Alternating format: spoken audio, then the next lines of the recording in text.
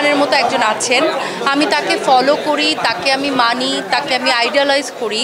আমাদের দেশে একজন শাবানা আজমি যদি থাকে অথবা শেফালি শাহ যদি থাকে, না ওয়াই নট, আমি কেন আমার মিডিয়ার ইন্ডাস্ট্রির মানুষের মধ্য থেকে এরকম একজন থাকলে বলবো না কেন। আমি অর্ধ যুগ পর অলমোস্ট কাজে ব্যাক করেছি। আমি প্রতিনিয়তই আক্ষেপ করতাম যে ভালো ভালো কন্টেন্ট কেন আমাদের দেশে হয় না।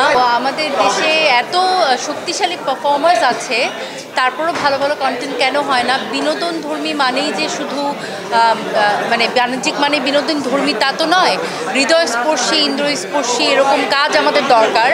আজকে রুনা খান, রুনা আপুর নীলপদ্মের নীরা এই চরিত্রটা দেখে আমার মনে হয়েছে যে আমার ওই আক্ষেপটা দূর হলো। এরকম শক্তিশালী পারফরমেন্স আমাদের দেশে হওয়াটা খুব স্বাভাবিক, যেখানে আমাদের রুনা খানের মতো একজন আছেন। আমি তাকে ফলো করি, তাকে আমি মানি, তাকে আমি আইডিয়ালাইজ করি অ্যাজ আ পারফর্মার, মানে অ্যাজ আ আর্টিস্ট। আমি মনে করি উনি আদ্যপান্ত একজন আর্টিস্ট, একজন শিল্পী। আমরা শিল্পী বলে মানে we look up on to this kind of personality.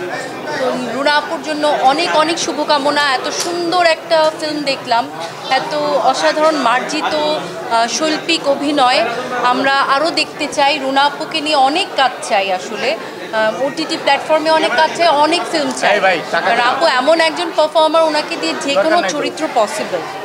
আমাদের দেশে একজন শাবানা আজমি যদি থাকে অথবা শেফালি শাহ যদি থাকে, না ওয়াই নট, আমি কেন আমার মিডিয়ার ইন্ডাস্ট্রির মানুষের মধ্য থেকে এরকম একজন থাকলে বলবো না কেন। We look up on to this person. এরকম পারফর্মারকে দিয়ে আরও অনেক কাজ হোক, আর এরকম সুন্দর শক্তিশালী স্ক্রিপ্টে কাজ হোক, মানসম্পন্ন কাজ হোক, আমরা দেখতে চাই, ভালোবাসা দিতে চাই।